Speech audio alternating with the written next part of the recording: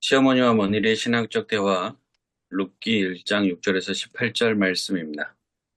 그 여인이 모압 지방에서 여호와께서 자기 백성을 돌보시사 그들에게 양식을 주셨다 함을 듣고 이에 두 며느리와 함께 일어나 모압 지방에서 돌아오려 하여 있던 곳에서 나오고 두 며느리도 그와 함께하여 유다 땅으로 돌아오려고 길을 가다가 나오미가 두 며느리에게 이르되 너희는 각기 너희 어머니의 집으로 돌아가라. 너희가 죽은 자들과 나를 선대한 것 같이 여호와께서 너희를 선대하시기를 원하며 여호와께서 너희에게 허락하사 각기 남편의 집에서 위로를 받게 하시기를 원하노라 하고 그들에게 입 맞춤에 그들이 소리를 높여 울며 나오미에게 이르되 아니니이다. 우리는 어머니와 함께 어머니의 백성에게로 돌아가겠나이다 하는지라. 나오미가 이르되 내 딸들아 돌아가라. 너희가 어찌 나와 함께 가려느냐. 내 태중에 너희의 남편 될 아들들이 아직 있느냐. 내 딸들아 되돌아가라. 나는 늙었으니 남편을 두지 못할지라. 가령 내가 소망이 있다고 말한다든지 오늘 밤에 남편을 두어 아들들을 낳는다 하더라도 너희가 어찌 그들이 자라기를 기다리겠으며 어찌 남편 없이 지내겠다고 결심하겠느냐. 내 딸들아 그렇지 아니하니라. 여호와의 손이 나를 치셨으므로 나는 너희로 말미암아 더욱 마음이 아프도다 하매 그들이 소리를 높여 다시 울더니 오르바는 그의 시어머니에게 입 맞추되 룻은 그를 붙쫓았더라. 나오미가 또 이르되 보라 내 동서는 그의 백성과 그의 신들에게로 돌아가나니 너는 너의 동서를 따라 돌아가라 하니 룻이 이르되 내게 어머니를 떠나며 어머니를 따르지 말고 돌아가라. 강권하지 마옵소서. 어머니께서 가시는 곳에 나도 가고 어머니께서 머무시는 곳에서 나도 머물겠나이다. 어머니의 백성이 나의 백성이 되고 어머니의 하나님이 나의 하나님이 되시리니 어머니께서 죽으시는 곳에서 나도 죽어 거기 묻힐 것이라. 만일 내가 죽는 일 외에 어머니를 떠나면 여호와께서 내게 벌을 내리시고 더 내리시기를 원하나이다 하는지라. 나오미가 룻이 자기와 함께 가기로 굳게 결심함을 보고 그에게 말하기를 그치니라. 아멘. 2026년 5월 10일 주일, 부활절 여섯째 주일이고요. 어버이 주일이긴 한데, 시어머니와 며느리의 신앙적 대화. 주석은 한일장신대학교 김태훈 교수님이 하셨는데요. 한글 성경 번역본 비교를 보면 7절이 있던 곳으로 이제 개역 개정을 했는데, 원어로 하야라고 돼 있는데, 세번역, 공동번역 개정, 가톨릭 성경은 살던 곳이라고 번역을 했고요. 8절에 너희 어머니의 집, 이건 개역 개정을 얘기하는 건데, 임마흔데, 새한글은 친정 어머니 집이고, 세번역 공동번역 개정은 친정이라고 되어 있고요.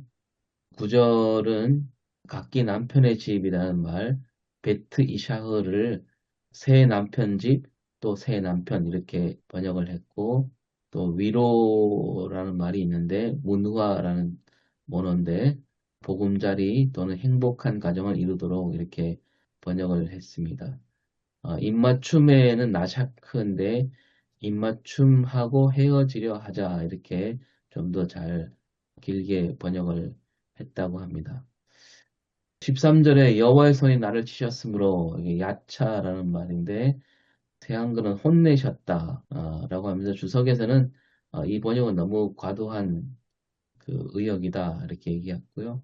15절에 신들 이게 엘로힘인데 태한글 세번역 공동번역 개정은 그냥 신이라고 단수로 번역을 했다라고 얘기하고 있습니다. 역사적 문학적으로 본문 읽기를 보면 룻기 전체에는 나오미 가족의 모압행이 1장 1절에서 5절이고 나오미 귀향은 1장 6절에서 18절 나오미와 룻의 베들레헴 도착이 1장 19절에서 22절 룻과 보아스 만남이 2장 1절에서 23절 보아스와 결합계획은 3장 1절에서 18절 행복한 결말이 4장 1절에서 17절 계보가 4장 18절에서 22절에 나오고 있습니다. 이 본문은 나오미의 귀향을 다루는 본문이고요. 시대 배경은 사사들이 치리하던 때라고 이 어두운 시대에 여전히 여호와 하나님을 의뢰하며 사는 신앙인들이 있었다라는 것을 보여주는 이야기라는 겁니다. 여호 신앙을 고수하는 나오미, 또 그다음에 이방 여인이지만 여호와 하나님 품으로 돌아온 룻, 그다음에 두 사람을 알아본 보아스, 이렇게 세 인물 중심으로 볼 수가 있고요. 그러나 서사를 이끄는 사람은 주석에서는 나오미라고 보고 있고, 왜냐하면 나오미가 룻의 버금가는 그런 이름이 자주 등장한다는 거죠. 23절에 걸쳐서 나오고 있다. 룻기는 어떤 형편에 있든지 여호와를 섬기는 신앙인 나오미 이야기이기도 하다라고 합니다. 신학적 명상적으로 본문 읽기를 보면 모압에서 지낸 10년 남편과 두 아들이 차례로 죽고 그래서 홀로 남겨진 인생에 대해서 5절에 이렇게 설명하고 있고 여호와께서 자기 백성에게 양식을 주셨다라는 소식, 희망의 소식을 6절에서 듣고 있던 곳에서 나오는 나오미와 두 며느리 그리고 이제 두 며느리에게는 그 모압에서 나오는 일이 익숙함으로부터 단절이고 슬픈 이별이다. 이렇게 얘기하고 있습니다. 그리고 이제 나오미는 그 마음을 알고 집으로 돌아가게 두 며느리를 집으로 돌아가게 했다. 그리고 이제 룻기 2장 11절을 보면 네 부모와 고국을 떠나 이렇게 말한 것으로 보아 두 며느리도 부모가 살아 있음을 암시하는 것 아니냐. 그다음에 선대라는 말이 나오는데 히브리어 헤세드 자비, 친절, 의무와 약속에 대한 헌신, 마음 다한 이행, 변함없는 충실함을 담고 있는 말이고 이 헤세드란 말로 보면 나오미가 두 며느리에게 헤세드로 대했고 두 며느리 또한 나오미에게 헤세드란 태도를 갖고 있었고 또 크게 하나님이 베푸신 헤세드를 이룩해서 볼 수 있다고 합니다. 이제 나오미가 이제 며느리들에게 새 남편을 얻어 위로를 받으며 살라 이렇게 말했는데 며느리를 딸처럼 생각하는 나오미를 볼 수가 있다. 그리고 이제 나오미가 여호와께서 나를 치셨다는 말을 하는데 이 말은 나오미의 잘못된 해석이다 이렇게 얘기하면서도 그러나 자기 생애에서 일어난 일을 여호와와 연결시키고 있다는 것을 봤을 때 이 말은 절망이 아니라 희망을 담고 있는 말이다라고 합니다. 오르바는 그의 신들에게 돌아갔다 이렇게 나오미가 얘기하면서 룻에게는 신들에게 돌아가란 말을 안 하고 그냥 동서를 따라 돌아가라 이렇게 말한 것으로 보아 뭔가 어떤 룻이 앞으로 어떻게 행동할 것인지 실마리가 담겨 있는 것 아닌가.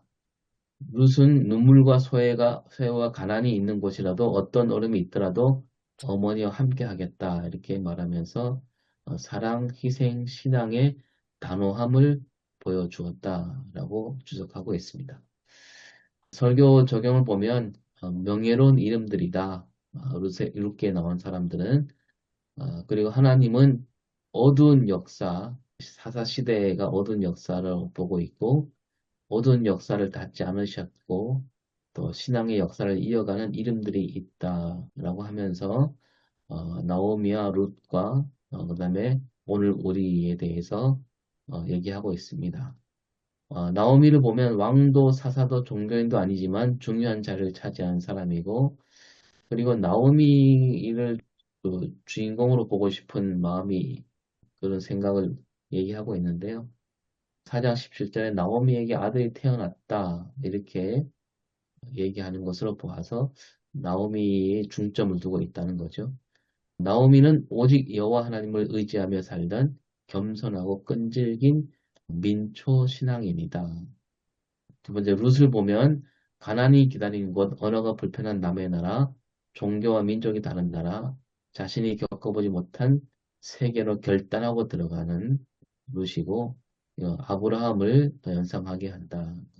그곳은 여호와 하나님을 의지하는 시어머니가 있는 것이고 하나님이 계신 것이고 그리고 주님 품을 그리워하고 주님께 간곡히 기도하는 사람이 룻이다 이렇게 얘기하고 이어서 이제 오늘 우리를 봤을 때 룻과 나오미 이야기는 우리 이야기이기도 한데 세상 가치관, 물질관, 성공관 아래 있지만 후손에게 그런 고귀한 신앙을 물려주어야 한다 이렇게 결론 짓고 있습니다. 설교는 동천제일교회 장성훈 목사님이 하셨는데 전체 개요에서 오늘 우리가 대화가 힘든 가족들이 많다라고 전제하고 룻기를 통해 신앙적인 대화로 가족 간의 대화를 이뤄가면 어떤가 뭐 이런 느낌이고요. 들어가는 말은 나오미가 모압에서 고향으로 돌아오는 내용인데 두 며느리와 함께 나눈 대화, 이 대화를 통해서 신앙인은 어떤 마음으로 대화해야 되는가 우리 시대에 적용해 보자라고 하면서 설교 구성을 나오미와 룻의 대화 내용 공통점, 상대를 위해서 말했다. 그 다음에 성경적인 대화법은 하나님은 우리를 위해 아들을 보내시는 그런 마음, 또 예수님도 이 땅에 오셔서 우리를 위해서 일하셨다. 그러니까 성경적인 대화법은 상대를 위해서 하는 그런 대화가 성경적인 대화다. 적용은 부모는 자녀와 연결된 이름이고 자녀는 부모와 연결된 이름이며 따라서 서로가 서로를 위해 대하는 가정이 되기를 이렇게 설교를 하고 있습니다. 함께 생각해 볼 문제는 나오미와 룻의 대화를 통해서 어떤 그들이 정말 훌륭한 오늘 제목이 신앙적인 대화라 그랬는데 신앙적인 대화로 볼 수도 있겠지만 또 그냥 그들 인격이 좀 뛰어난 것 아닌가 이렇게 볼 수도 있지 않을까. 그리고 두 번째 이 이야기는 사사시대 이기에 일어날 만한 일인지 아니면 사사시대일지라도 이루어지는 신앙 역사인가. 주석은 이제 두 번째 이 어두운 시대에 이루어지는 하나님의 역사라고 얘기하고 있는데 그렇게 꼭 볼 필요가 있을까라는 생각도 들고요. 세 번째 약간 뭐 그냥 지나가는 생각인데 룻에게는 계획이 있었던 건 아닐까 이런 생각도 해보았습니다. 그리고 이 룻기를 약한 사람끼리 연대로 보는 건 어떨까 한번 생각해 봤으면 좋겠습니다. 이상입니다. 예, 감사합니다.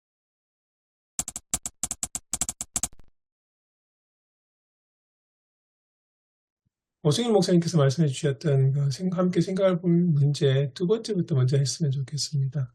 이 이야기의 배경이 되는 사사시대에 일어날 만한 일인가 아니면 사사시대일지라도 이루어진 신앙의 역사인가. 목사님들은 어떻게 생각하세요? 그러니까 우리가 보통 사사시대를 왕이 없으므로 뭐 소견대로 사람들이 살았다 그러는데 그럼 왕정시대는 그럼 좋았느냐? 그렇지는 않았잖아요. 그래서 사사시대를 그렇게 나쁘게 봐야 되는가 이런 생각이 들기도 하거든요. 근데 어떤 목사님은 그 왕이 없으므로가 그 이스라엘 역사에 있던 왕들이 아니고 하나님을 왕으로 모시지 않았다 이렇게 주석하기도 하는데 글쎄 잘 모르겠습니다. 사무엘도 보면 왕을 세우는 걸 달가워하지 않았잖아요.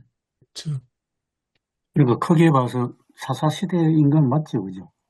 예, 그래서 오히려 사사시대가 어떻게 보면 어떤 왕권이 아니라 이게 왕이 없으니까 오히려 하나님을 왕으로 생각하는 거 아닌가 이런 생각도 들고요. 사사기에 이제 두 가지 긴장이 있다고 생각하고요. 사사들이 등장할 때 하나님의 영에 감동되었다라는 표현이 있는데, 그건 이제 하나님의 영을 긍정하는, 하나님의 영에 감동된 영웅의 등장을 긍정하는 대목이라면, 반대로 또 사사기에 자주 등장하는 표현이 각자 소견에 좋은 대로 행하였다. 이건 또 어쩌면 같은 현상일 수 있는데, 하나님의 영에 감동된 각자의 영웅들, 그 영웅들이 또 각자 자기 소견에 옳은 대로 행한 것으로 평가할 수도 있는, 그래서 전 사사기에 이제 이 두 가지 서로 다른 관찰 혹은 그 관점이 공존하고 있다고 생각하고요. 룻기의 시작에서 사사시대를 약간 어둡게 표현한 이유는 제 생각엔 이 룻기 저작 연대가 기원전 430년 즈음으로 짐작하는 것 같아요.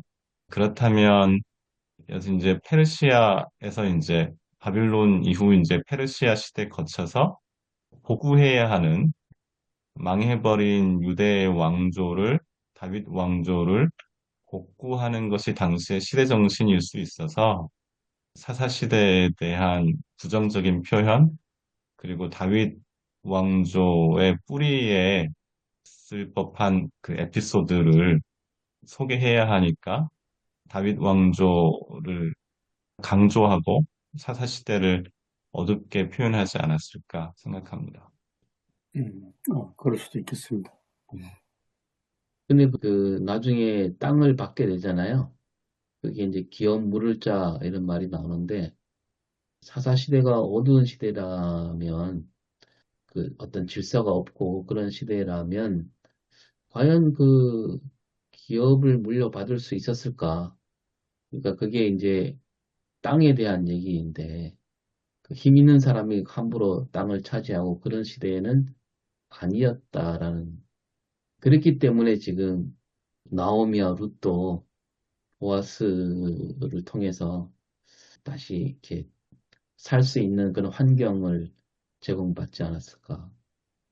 예, 제가 가지고 있는 책에도, 간략한 책에도 보니까 사사기 주요 내용이 왕정 초기 저술될 가능성이 많다는 이야기를 하고요. 그래서 사사기의 주 목적이 왕정의 정당성을 제공하기 위해서 또 이걸 옹호하기 위한 것인 듯하다고 이렇게 기록이 되어 있습니다. 그래서 아마 여기서 왕이 없다는 말은 정치적으로 가시적인 통치자가 부재한다는 그런 의미도 있을 수 있고 아니면 신학적 관점에서 이스라엘의 진정한 왕은 하나님이신데 그러니까 백성들이 하나님을 자신의 통치자로 여기지 않고 자기의 뜻대로 살았다는 그런 의미도 되지 않을까 싶기도 합니다. 그래서 어두운 시기라고 이야기할 수 있지 않을까 좀 그렇게 좀 생각이 됩니다.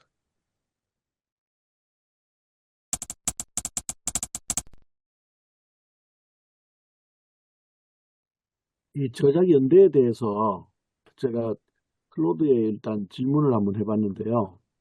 그러니까 저작을 BC 430년 정도라고 이렇게 말씀하신 것 같아서 성경 또 어떤 것은 BC 1011년에서 931년 어간이라는 그런 이제 이야기도 있어가지고 제가 얼른 좀 질문을 한번 해봤어요.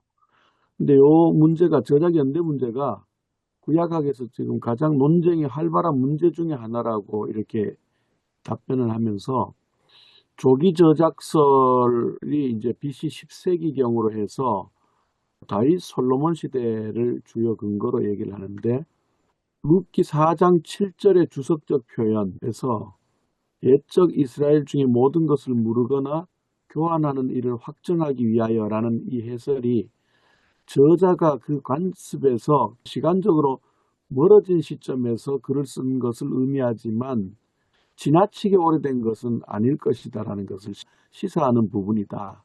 이렇게 이제 제시를 하고 또 룻기 4장 17절에서 22절의 그 계보에서 다윗까지만 기록하고 솔로몬이 없다. 따라서 다윗 시대 혹은 직후에 마무리되었을 가능성이 높다. 그리고 또 언어적 특징에서 히브리어 문체가 비교적 고전적이다. 그리고 후기 히브리어의 포로기 이후의 특징이 약하다. 그런 이제 근거를 내세웁니다. 그래서 지지한 학자들도 좀 뭐 쭉 이렇게 얘기를 하고 있고, 그 다음에 후기 저작설, 아까 말씀하신 이제 BC 5세기경의 얘기인데요. 에스라 느헤미야 시대가 이제 BC 450년에서 400년 그 사이인데 아람어적 표현들, 룻기 본문에는 포로기 이후에 히브리어가 아람어의 영향을 받은 흔적이 있다고 주장하고 또 신학적 정황은 에스라 느헤미야의 이방인 추방 운동이 있었는데 이방인 추방 운동에 대한 신학적 반론으로 룻기가 기록되었다는 해석이 있습니다. 그래서 룻기는 모압 여인도 하나님의 백성이 될 수 있다는 메시지로 에스라의 강경책을 비판하기 위해서 썼다는 이런 이제 신학적 정황을 주장하고 고엘 관습의 설명 필요성.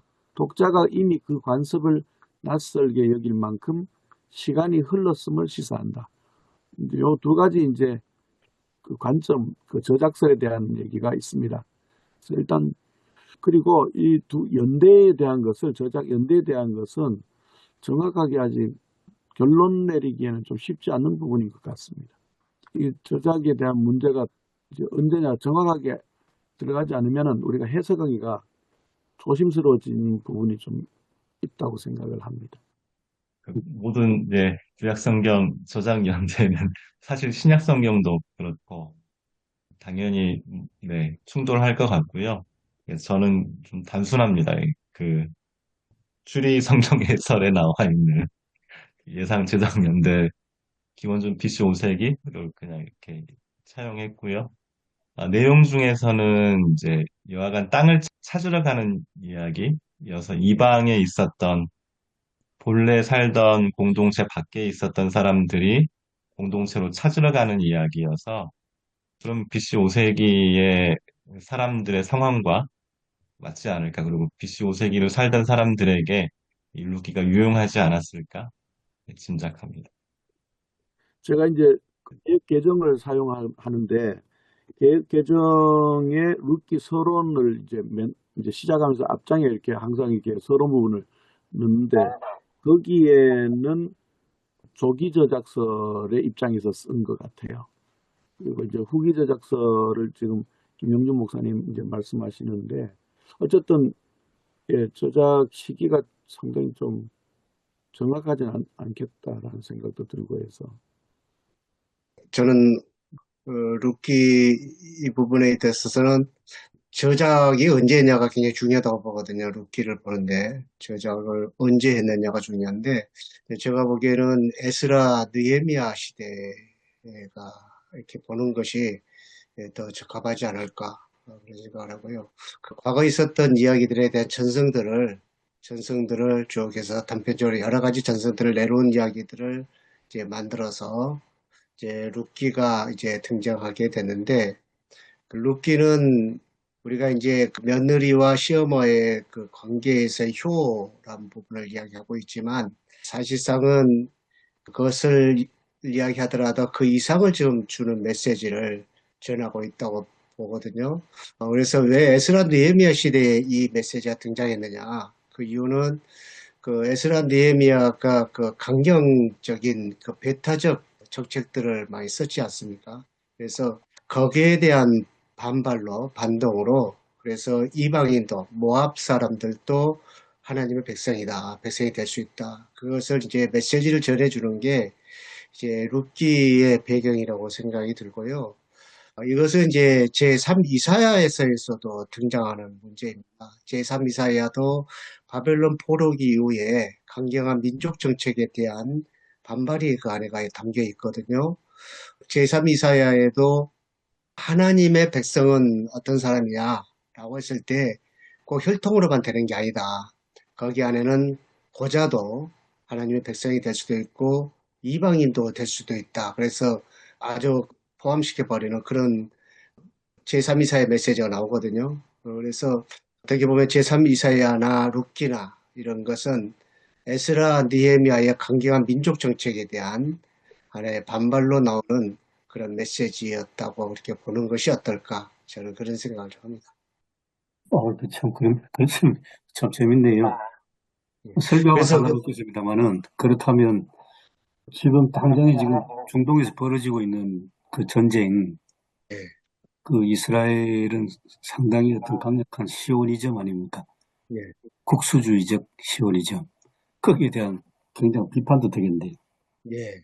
그래서 제가 그 어떤 부분에 이렇게 이야기했더라고요. 나오미와 룻의 사랑은 민족, 사상, 종교, 문화의 모든 장벽을 뛰어넘는 고귀한 사랑이어서 마침내 하나님을 감동시킨 사랑의 걸작이다. 어떤 책에 이제 그 루키의 평가를 이렇게 해놨더라고요. 그래서 이게 어떻게 보게 되면은 예수님께서 누가 내 형제고 내 어머니냐 그랬을 때에 혈통적인 것을 뛰어넘으시잖아요. 가족적인 것을 외면하지 않으시지만 하나님의 나라의 공통적 속에는 혈통으로 되는 게 아니고 하나님의 뜻대로 사는 자가 내 형제고 어머니다. 그렇게 했는데 어떻게 보면은 그 지금의 그런 이스라엘과 이란과의 전쟁, 사실상 거기에 대한 어떤 새로운 메시지를 또 전해줄 수 있는 아주 이 루키가 이제 가장밖에 안 되는 것이지만 저도 이제 잘 몰랐는데 이번에 이제 공부하면서 좀 봤거든요. 대단한 이야기. 이것은 어떤 분은 작은 머리알로 전 세계를 보는 것 같은 메시지다. 이렇게 이야기. 그렇습니까? 그렇게 보시면 조금 어떤 생각이 들었냐면 지금 성경에 사사 시대를 배경으로 한 성경이 두 개지 않습니까? 바로 앞에 사사기가 있고 뒤에는 룻기. 둘 다 같은 시대 배경이지 않습니까?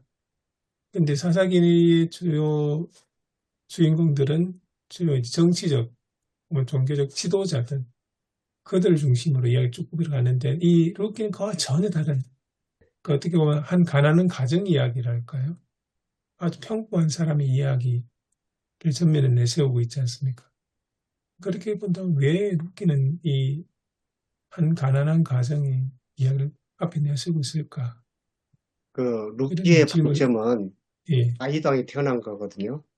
예, 아이당이 태어났다. 이것은 당시에 이제 에스라 느헤미야에 대해 다윗의 저도 뭐 정확하게 부분을 잘 모르겠습니다만은 다윗의 새로운 통치에 대한 열망이 높을 당시에 굉장히 배타적인 그런 민족 정치가 썼잖아요.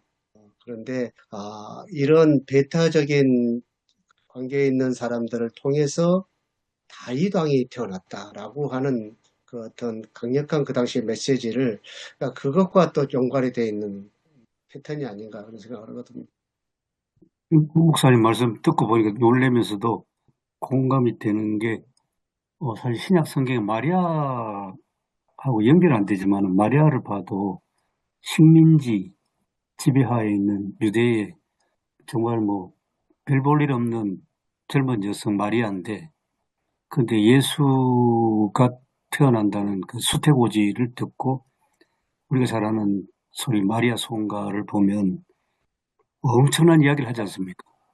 권력진 사람들을 그 자리에서 끌어내리시고 굶주린 사람들을 좋은 것으로 배불리 먹여주시고 부자들을 빈손으로 보내시고 이건 엄청난 혁명 로마 제국 시대에서 이런 어떤 보잘것없는 여성이 막 이런 것을 토할 수 있을까 그런 생각이 드는데요. 그러면 그렇게 생각하고 보니까 그냥 루키가 그냥 가난한 여성들의 이야기만 아니고 그 연대적으로 주전 5세기라고 가정을 한다면 이게 뭐 엄청난 메시지로 저는 저한테는 오는 것 같습니다. 이게 이제 어떤 역사적인 기법으로 미시적이죠. 예, 작은 현미경 같은 창문을 통해서 거대한 세계를 바라보면서 외치는 저도 하여튼 교수님 말씀에 그 동감하고요. 아무튼 그런 맥락인 것 같아요. 근데 이제 거대한 메시지를 이제 저도 표현할 만큼의 그런 것이 못 되다 보니까 굉장히 조심스러워지긴 하는데 사실상 루키의 짧은 이야기는 굉장히 그 사회적 파급을 크게 가져다 수 있는 당시의 사회 속에는 뭐 충격적인 그런 것이라고 할 수 있을 것 같아요.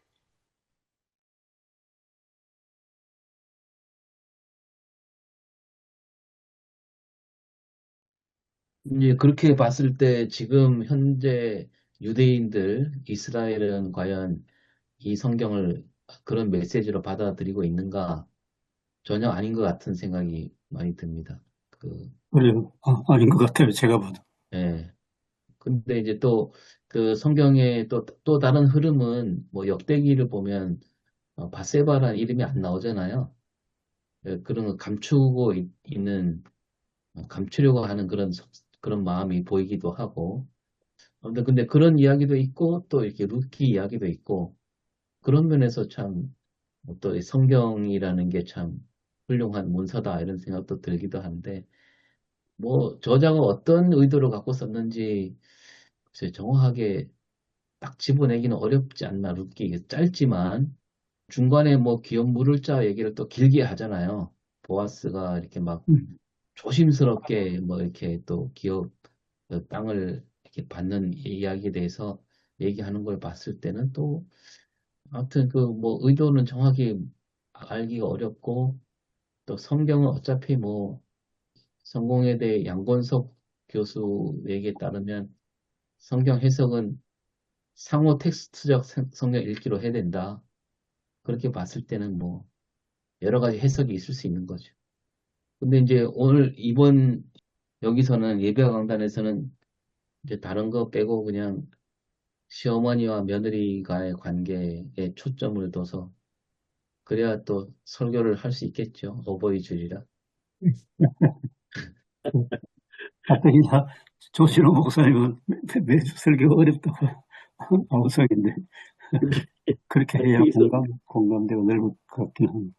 토론만 나누면 여러 가지 이제 복잡해지니까 어려워집니다. 아니, 근데 제가 이렇게 보면서 제3이사야 시대 그 얘기도 이제 문 목사님 말씀하시고 그 배경적인 어떤 그 것들이 이 룻기서하고 이 상호가 이렇게 같은 그 공동전선에 있는 거는 맞다고. 근데 이것뿐만이 아니고 같이 얘기가 되어지는 것도 있네요, 보니까.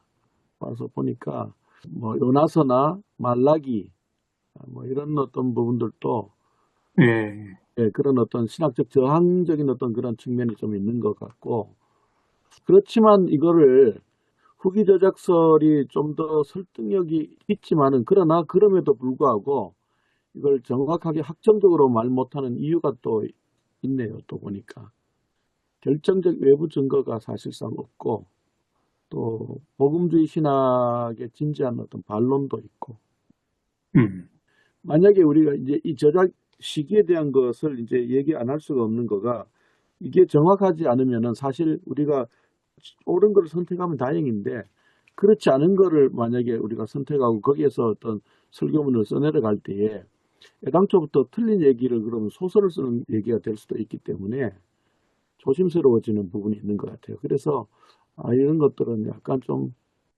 피하고 싶은 얘기들인 것 같아요. 이런 거는. 그 뭐 우리가 문학 작품을 얘기할 때 그러잖아요. 시인이 시를 썼는데 어떤 의도를 썼는지 모르지만 써서 발표하는 순간 그 시인의 의도와 상관없이 읽는 사람에 따라서 그게 이제 소비되어지고 또 해석되어지고 그거 갖고 시인이 나는 이게 아니었다 이렇게 말할 수는 없다. 네. 그런 그런 측면에서 뭐 보면 미술 작품도 마찬가지니까. 네, 근데 이제 중요한 거가, 그래도 우리가 말씀 가운데서의 정확한 하나님의 뜻을 우리가 발견하는 거고, 그것을 또 증거하고 전하는 거고 하는 거니까, 이 룻기에서는 하나님의 그 섭리에 대한 어떤 부분들도 있는 것 같고, 또 헤세드, 신실한. 예. 거기에 방점을 좀 찍어야 되지 않을까. 어렵네요. 좀 다른 거로 좀 옮겨갔으면 좋겠습니다.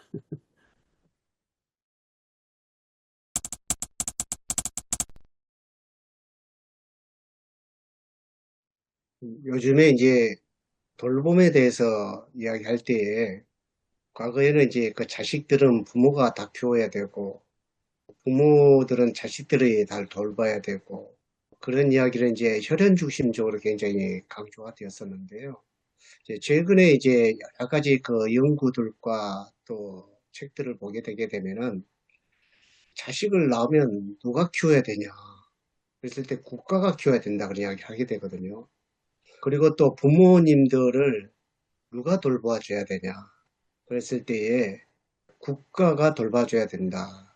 노인들을 그렇게 이야기를 많이 합니다. 그래서 되게 가족 간의 정이 없어지는 것이 아닌가 그런 생각도 들기는 하긴 하지만 그러나 시대적인 흐름 속에서 그렇게 가는 것은 사실상 맞다라는 저는 생각을 하거든요.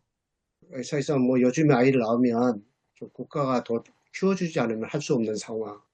또 자식을 낳더라 부모님이 계시지만 자식들이 다 돌볼 수가 없는 그런 한계 많이 있기 때문에 보편적인 그러한 복지가 이루어지기 위해서는 국가가 개입을 해줘야 되는 그런 것이라고 보는데요.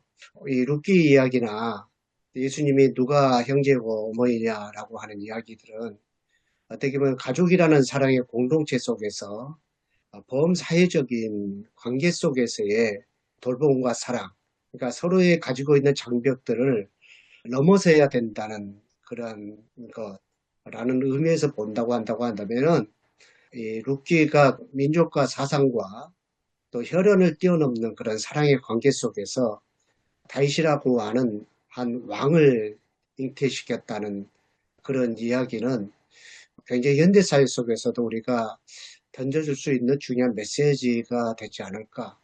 저는 그런 생각도 좀 들거든요. 뭐 거기에 초점 맞춰도 설교 굉장히 중요한 메시지가 나오겠습니다. 가족이 뭐냐. 가족의 한계가 있는 현실에서 또 사회가 돌보고 또 국가가 돌보고 아이 양육도 그렇고 부모를 모시는 그게 지금 우리 사회에 소위 저출생 플러스 초고령 사회의 당면한 시급한 문제인데 설교에서 충분히 좀 해볼 만한 말씀 같습니다. 이게 이제 확장되면은 이제 그 아까 교수님 말씀하신 대로 이제 국가 간의 그런 문제, 전쟁의 문제, 그것까지도 같이 또 어떻게 보게 되면은 예수님께서 말씀하셨던 이야기의 하나님의 나라의 핵심을 접근해 줄 수 있지 않을까 그런 생각도 들어요. 이제 요즘에 그 저출산 문제에서 이제 조금 반전은 왔다 그러잖아요. 근데 네. 이게 의미 있는 전환은 아니라고 보는 것이 바람직한 것 같아요. 왜 그러냐면 저출산의 원인이 되고 있는 사회적인 문제가 개선되지 못하는 것이 맞습니다. 있기 때문에 사실상 의미 있는 전환은 되지 못하고 있다. 그래서 저출산 문제가 극복되기 위해서는 결혼에 대한 젊은이들의 생각도 바뀌어야 되지만 사회적인 문제가 개선되기 위해서는 일단은 가장 중요한 것은 주택 문제, 또 취업 문제 이런 것들이 해결되지 않으면 할 수 없는 일이 아닌가. 그래서 우리 사회 문제가 이 문제를 같이 풀지 않으면은 사실상 그 자기가 내놓지 않으면 해결될 수가 없는 그런 사회 진짜 악순환의 구조에 빠져 있는 그런 이제 우리 사회 모습이라고 봐야 되지 않을까 생각을 합니다. 그렇습니다. 예. 이게 정말 구조적인 난제인 것 같아요. 그게 쉽지 않은 거가 뭐 일자리 문제라든지 이런 어떤 취업 문제가 이미 기성권도 이미 어떤 면에서는 사실상 굉장히 좀 어려운 상황에 몰리고 있지 않습니까? 다 자동화되어지고 다 뭐 컴퓨터로 보면 다 이제는 뭐 알 수 있는 그런 시대고 옛날하고는 전혀 다른 어떤 구조 가운데 있기 때문에 쉽지도 않고 그러다 보니까 자연스럽게 또 상황들이 또 어려워지는 것이고 젊은 사람들도 결혼할 엄두도 못 내는 것이고 또 이미 너무 또 고물가시 되고 이게 참 쉽지 않은 것 같아요. 국가도 어떻게 할 수가 없는 상황이 아닌가. 백방으로 지금 사실 다 여러 가지 처방 다 해봤지만은 풀리지 않지 않습니까, 지금. 그래서 이게 과연 어떻게 될 것인가 정말 너무 두려운 상황인 것 같아요, 이제는. 적어도 2명 이상은 자녀를 낳아야 되는데 2명은 그냥 뭐 학교 출산율 뭐 잘 아시다시피 뭐 1명도 안 되고 작년에 0.8명. 그러니까요. 이게 적어도 2사람이 결혼을 하면은 2사람은 낳아줘야 유지가 되어지는 건데 이거는 지금 상황이 아주 심각한 상황이고 풀릴 기미도 없고 보통 문제는 아닌 것 같아요, 정말.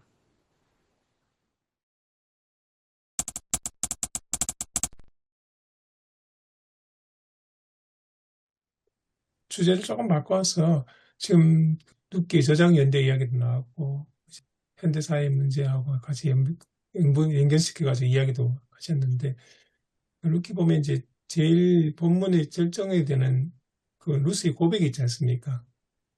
어머니 백성이 나의 백성이 되고 어머니 하나님 나의 하나님이 되시리는 이 고백은 그럼 어떻게 이해하는 것이 좀 좋을까요? 이걸 신앙의 결단으로 볼 수 있나요? 그것도 이제 헤세드 아까 말씀 잠깐 드렸는데 헤세드의 어떤 행위로서의 어떤 룻의 어떤 결단 이렇게 해석을 하면 어느 정도 보이지 않을까 싶습니다. 룻도 그렇고, 룻도 사실 고향과 뭐 민족과 신 다 버리고 늙은 시어머니 따르겠다고 그렇게 한 거잖아요. 그 행위 자체가 헤세드의 행위라는 거죠. 그리고 또 등장하는 인물들 보면 이제 보아스도 중요한 사람인데, 그 보아스도 사실 자기가 뭐 법적 어떤 뭐 1순위도 아니었는데, 그럼에도 불구하고 법적인 어떤 의무 이상으로 이방 여인을 보호하기 위한, 그래서 기업을 무르는 이런 어떤 모습들 가운데서의 그의 어떤 행위도 사실상 헤세드의 행위라고 이렇게 볼 수가 있고, 나오미도 그렇고 며느리들의 미래를 위해서 자신을 그냥 아예 그냥 희생하고 너희들 길을 찾아야 된다, 이렇게까지 배려하고 어떤 그런 어떤 모습들의 어떤 관점에서 이런 것들을 좀 풀어야 되지 않을까 싶습니다. 그러면 그 오승일 목사님 첫 번째 질문하셨던 질문하고 좀 연결이 되는데요. 나오미와 룻은 그들은 훌륭한 신앙인이었나 인격자였는가? 그 질문하고 연결되는 것 같아요. 방금 조신호 목사님께서 말씀하셨던 내용을 가만히 보면 훌륭한 인격자였다라고 해도 크게 이제 무리가 안 되는 그런 상황이지 않습니까? 그러니까 그 시대로 보면 뭐 신앙과 인격을 나눠 얘기하기가 어렵겠지만, 이제 오늘 우리가 이걸 적용할 때는, 그리고 또 그 시대로 가더라도, 룻은 과연 그런 신앙, 하나님을 믿는 신앙의 어떤 그, 결혼한 지 뭐 얼마 되지도 않았을 텐데, 그런 신앙이 들어가서 저렇게 나왔을까? 이런 의문을 한번 던져보고요. 오늘도 마찬가지로 예수를 믿지 않는 사람일지라도 신앙인이기 때문에 그렇게 고부간의 그런 갈등을 넘어서서 이렇게 서로를 선대하는 그런 일도 얼마든지 있지 않는가. 오히려 또 신앙인이라 할지라도 그렇지 못한 사람도 많고요. 오늘날은. 저는 잠깐 이제 좀 간추려지지 않은 건데 그냥 지나가면서 이제 지금 떠오르는 이제 이야기인데요. 지금 훌륭한 신앙인인가 인격자인가 이제 이렇게 이제 얘기를 하는 건데, 신앙인, 그 하나님의 사람, 또 의인, 뭐 이런 어떤 연결을 좀 할 수 있지 않을까 싶고요. 어제 저는 이제 그런 이제 설교를 하면서 말씀 가운데서 그런 이야기를 잠깐 했습니다. 그 의인의 시대가, 의인이 100명 중에 뭐 과반을 넘는 50명을 넘어서는, 그러면 의인의 시대인가? 아니면 악이 50을 넘어서 과반을 넘어섰을 때 그러면 악의 시대인가?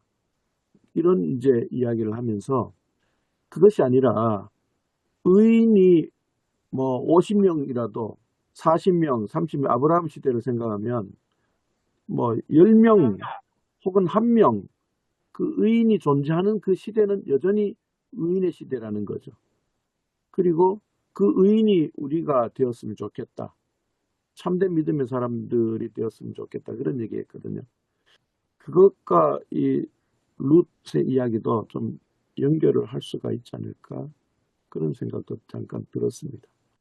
하나님께서 인정하시는 그런 그 사람 통해서 또 하나님께서는 역사하시고 일하시고 또 이어가시고, 그리고 저는 그 어제 그런 얘기를 했어요. 우리 시대가 여전히 의인의 시대로 간다면 그 의인이 우리가 되었으면 좋겠다는 얘기였거든요. 그건 이제 뭐 어린이 주일 다른 얘기 하면서 이제 같이 잠깐 가지고 들어온 얘기였는데, 그 나오미 룻 뭐 이런 이야기를 통해서도 잠깐 그런 어떤 연결점을 찾을 수가 있겠다. 저는 저희 교회에서 연속성을 가질 수도 있겠구나라는 생각이 잠시 들었습니다. 근데 다음 주가 어버이 주일인데 어버이 주일하고도 좀 맞춰야 되지 않을까 싶거든요. 그러니까 우리가 뭐 이런 얘기를 할 때 너무 쉽게 신앙으로 다 해결된다, 이렇게 너무 섣불리 결론을 내리는 게 좀, 그 너무 섣부른 판단이다. 그런 생각이 들어서 이렇게 질문을 던진 건데요. 우리 설교에서 그런 게 너무 쉽게 나올 때가 많잖아요. 그래서 저는 이 토론할 때 이렇게 여러 가지 이제 그 여러 이제 입장들 또 여러 가지 배경들 또 뭐 신학적인 어떤 여러 가지 이제 지식들과 또 여러 가지 또 현장에서의 경험들 이런 것들이 같이 토론하면서 함부로 하지 이렇게 않고 진지하게 이렇게 접근할 수 있는 것이 너무 좋습니다, 저는. 그런데 힘들어요, 오히려. 단순한 얘기인 것 같은데 그걸 이제 알고 있으면서 그냥 던지는 단순하게 이렇게 풀어서 하는 얘기하고 그냥 모르면서 그냥 생각 없이 던지는 그 단순함하고는 전혀 다른 거죠, 무게가. 근데 어쨌든 진지하게 이렇게 좀 깊이 이렇게 들여다보고 그리고 최대한 좀 쉽게 이렇게 좀 전달하는 거가 저는 과제인 것 같습니다. 그러니까 주석에 잠깐 그런 얘기 나오잖아요. 나오미가 며느리를 딸처럼 생각했다. 근데 그 말이 사실은 며느리들에게는 엄청난 부담이잖아요. 시어머니가 며느리를 딸처럼 생각한다. 이 말이 오늘 많은 며느리들이 별로 좋아하는 말은 아니잖아요. 음. 니들이 딸처럼 나한테 해라 이런 말로 들리니까.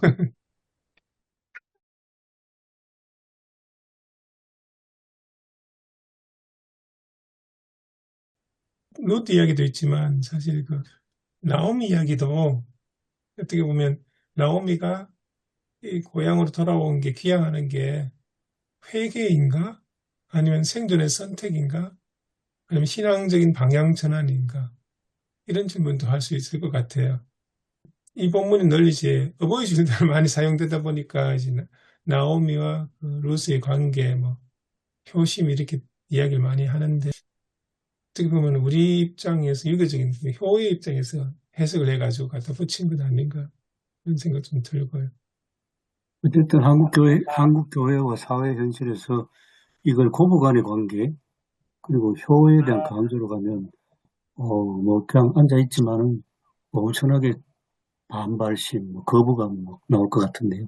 현재 우리 상황에서 보면. 제가 하나 거기 질문을 던지고 싶어서요. 저는 6절 말씀 초반에 좀 집중을 지금 하고 있거든요. 그 여인이 모압 지방에서 여호와께서 자기 백성을 돌보시사 그들에게 양식을 주셨다 함을 듣고라고 오늘 본문이 시작을 합니다. 그러니까 룻기가 어떻게 보면 룻기보다는 나오미 이야기거든요. 근데 저는 이제 오늘 본문을 보면서 돌아섬을 이야기하고 싶어서. 그러니까 나오미는 상황에서 돌아서는 거거든요. 여호와께서 거기서 양식을 주셨다는 이야기를 듣고 상황을 모면하기 위해서 돌아서는 거고. 그리고 또 오르반은 익숙함으로 돌아가는 거잖아요. 그래서 그렇지.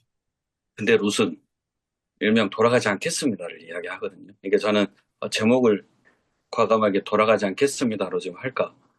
그러면 이제 나오미 상황에서 돌아가는 것, 그 다음에 오르바의 익숙함으로 돌아가는 걸 이야기해야 되는데, 그러면 제가 이렇게 적용을 하는 게 맞는 건지, 이게 룻을 돌아가지 않겠습니다라고 하려다 보니까 나오미를 그러게 이야기해야 되는데, 이게 맞는 건지를 여쭤보고 싶어서. 아까 주석에도 우리가 발표한 대로 이 지금 본문의 서사는 나오미가 사실 이끌어 간다고 했지 않습니까? 6절 말씀 지금 가만히 보니까 맞네요. 돌아가는 거예요. 그래서 이렇게 풀어도 될지를 여쭤봐야 될 것 같아서. 저한테는 굉장히 새롭고 신선한 모티프로 다가옵니다. 저는 우리가 본문을 정하면 앞뒤와 전체 성경을 봐야 되긴 하지만 우리가 본문을 정하는 이유가 있잖아요. 그래서 그 안에서의 뜻을 많이 찾으려고 하거든요. 그러니까 전체적인 맥락에서는 벗어나지 않지만 우리가 본문을 선택했으면 그 안에서를 해석을 좀 하자라고 해서. 근데 오늘 6절에서 이렇게 시작을 하니까 그러면 우리가 룻기기도 하고 룻의 선택을 이야기하려면 이렇게 하는 건 어떨까라고 지금 생각이 들어서 한번 여쭤보는. 그 단어를 돌아가라는 단어를 키워드로 보니까 6절, 7절, 8절 계속 나오네요. 보니까. 이 오늘 돌아간다는 표현이 계속 나오거든요. 예, 계속 나옵니다. 그래서 이제 저는 이제 그걸 좀 잡으면 어떨까 생각을 했어요. 계속 나오고 반복도 되고. 그렇게 보면 이제 룻이 훨씬 더 이렇게 부각되는 느낌이네요. 예. 다들 돌아가는데 룻만 안 돌아간 거 아니에요. 예. 자기 동선은 또 돌아갔잖아요. 예. 예, 사실 시어머니 나오미도 뭐 고향으로 가는 거니까 네. 음, 어떻게 보면 위험 부담이 덜할 수 있는데 룸만 돌아가지 않았다. 근데 이제 저도 루키가 나오미를 집중해서 쓴 성경으로 보고 있으니까. 근데 지금 6절을 보면, 예, 여호와께서 자기 백성을 돌보시사 그들에게 양식을 주셨다 함을 듣고 돌아선 거거든요. 그러니까 예. 이 본문을 보면 이렇게 해석해도 될 것 같기도 하고, 그래서 여쭤보는. 그러면 어디서 들었냐? 그러니까 새한글 성경은 모압에서 들었다 그렇게 돼 있습니다. 모압에서. 그리고 모압을 떠나기로 돌아가기로. 돌아간다는 그 나오미 그 생각 속에는 그 13절에 보면 여호와의 손이 나를 치셨으므로라는 표현을 보는 걸 보니까 모압에서의 삶이 뉘우침이랄까요? 어떻게 보면 또 회개 같은 다시 하나님께로 돌아간다는 그런 뉘앙스가 좀 보이기도 하고요. 그런 반면에 이제 이 루스의 동서는 과거 자기 민족, 자기 신, 익숙했던 자기의 삶을 돌아가는 거고 거기에 비해서 룩 같은 경우는 그 새로운 상황 속으로 결단하고 들어가는 그런 셈이 아닐까. 그래서 그러니까 신앙과 연결시키면 신앙이라는 게 익숙한 과거의 생활에서 떠나서 새로운 삶으로 전혀 다른 하나님이 이야기하는 전혀 다른 상황 속으로 들어가는 거다. 연관되지 않을까. 세 사람의 입장이 다 이렇게 다 다르지 않을까 그런 생각이 좀 들었어요. 1장 1절부터 다시 보니까 나오미 집안이 나오미의 남편이 유대 베들레헴 사람이었는데 고향을 떠나서 모압으로 갈 때는 신앙도 아니고 그냥 먹고 살기 위해서 생계를 위해서 들어갔거든요. 1절부터 보면. 그런데 이제 남편 죽고 아들 둘 다 죽으니까 새 과부가 생계가 막연하지 않습니까? 그러니까 그래 보면 나오미가 돌아간다는 것도 그냥 생계 때문에 돌아가는 것 같아요. 신앙적인 것보다는. 두 번의 6절 말씀은 더더욱 그걸 또 뒷받침해 주는 것 같고. 그 생계 때문에 이동하는 사람들을 성서는, 그리고 성서 속 하나님은 인정해 주시는 거 아닌가. 예, 예, 왜 그 창세기에서도 기근이 드니까, 가나안 땅에 기근이 들었기 때문에 이집트로 이주하는 것에서 이제 또 하나의 새로운 역사가, 매듭이 이제 지어지고 시작되는 거라면, 계속 성서는 그 생계 때문에 이주하는 사람들을 인정하고 긍정해 주는 이야기 아닌가 예, 싶습니다. 저도 그래 보입니다. 아브라함도 그렇고. 그때는 아브라함이지, 그냥. 그리고 룻은 새로운 유형의 이제 영웅이랄까요? 이제 그런 느낌이 분명히 이 이야기 속에는 있지 싶고, 또 한편 이제 영웅 서사를 조금 조심스럽게 받아들인다면, 저는 이제 요 시어머니와 이 며느리 이야기 있잖아요. 우리 그 역사에서, 교회사에서 황사영의 음, 아내가, 그 정난주. 황사영 죽고 나서 정난주가 그 제주도로 유배를 가고, 그 제주에서 유배살이를, 남편을 따라서 죽지 않고 유배살이를 하기로 그 결단하는 이유를, 아들 때문에 살아야 하는, 남편 따라가는 게 맞습니다. 순교자로서의 결단일 수 있지만 아들 때문에 또 살아야 하는 게 또 엄마의 숙명이어서,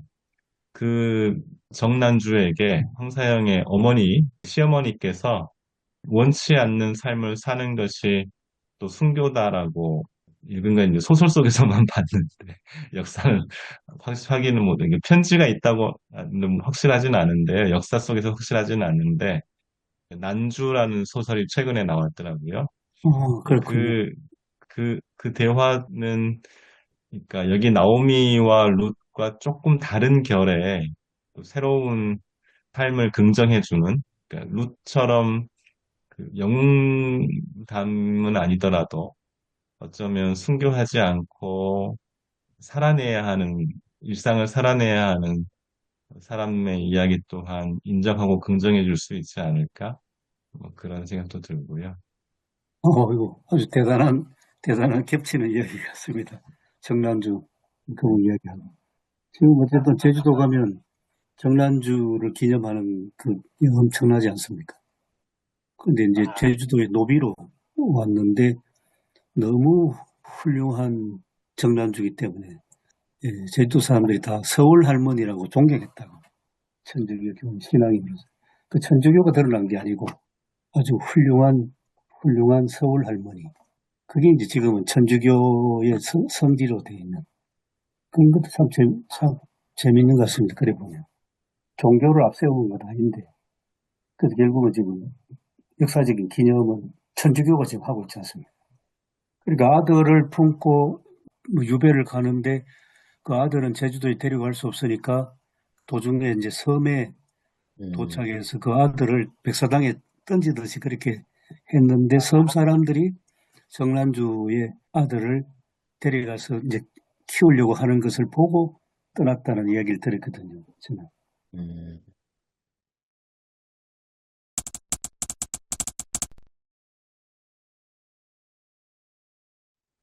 저는 아까 우리 이사모 목사님 말씀하신 것처럼 극절에 이제 그 돌아감 그리고 그 14절에 이제 그 루시 어머니를 이제 부쫓았다 하잖아요. 부쫓았다. 그래서 돌아감과 붙음, 돌아가는 것은 이제 루시 아니 저기 나오미가 거고 그것도 어머니 따라가잖아요. 그죠? 부쫓았다. 그래서 돌아감과 붙음, 그래서 동행의 신앙, 함께 가는 길. 그래가지고 그러면 우리가 일방적으로 효에 대해서 하는 것보다 그렇게 하면은 이제 듣는 사람들도 편하고 돌아감과 붙음 이렇게 그 제목을 일단은 정했습니다. 일단 그래 그렇게 좀 말씀을 풀어가야 되겠다 생각 들고 그래 아까 교수님이 그 참 좋은 아이디어 주신 것 같아 보니까 돌아가면 생계잖아 생계. 자 그럼 과연 그 롯은 어떻게 했을까? 그러면 이 신앙 부분도 한번 고민을 해봐야 되고 그 인격. 예전에 그 오승훈 목사님 첫 번째 그 질문에 그 신앙인인가 인격자인가 그 부분도 이렇게 질문을 조금 이렇게 던지면서 풀어가야 되겠다 생각이 드네 보니까요. 저는 잠정적으로는 임금님을 감동시킨 사랑의 걸작 이렇게 제목을 잡아볼 것같습니다. 저는 아까 말씀드렸던 것처럼 돌아가지 않겠습니다라고 가칭 제목을 좀 정해보고요. 그래서 이제 16, 17절에 그러니까 르세 고백이 나오잖아요. 거기에 좀 집중을 해볼까. 그러니까 돌아서 우리는 과연 어디로 돌아가고 있는지, 혹시 내 상황이 너무나 안 좋아서 그리고 또 내가 또 익숙한 곳으로 돌아가고 있지는 않은지, 정말 하나님 앞에 나아간다라는 건 익숙함을 내려놓는 모습이잖아요. 근데 나오미의 그 16, 17의 고백을 이야기하면서 좀 설교를 정리해볼까 하고 있습니다. 예. 돌아간 그거를 보면서 쭉 성경을 읽어보니까 굉장한 반전 드라마가 막 계속 나오네요. 보니까. 돌아가면 계속 나오더라고요. 예, 계속 나옵니다. 그래서 뭐 사실 실패자로 돌아갔지 않습니까? 베들레헴에 돌아가서 나오미는 뭐 남편 잃고 아들까지 잃고 뭐 다 이제 실패해서 고향에 돌아왔다는 그게 계속 나오는데, 근데 뭐 보아스를 만난 것도 그냥 남편 집 친척일 뿐이지 그게 뭐 신앙적인 모티브 이런 건 안 보이거든요 지금. 그러한 담담하게 이제 인생이 진행되는 가운데 하나님께서 그 인생을 이끌어 가신다는 그건 간접적으로 지금 보이는 것 같아요.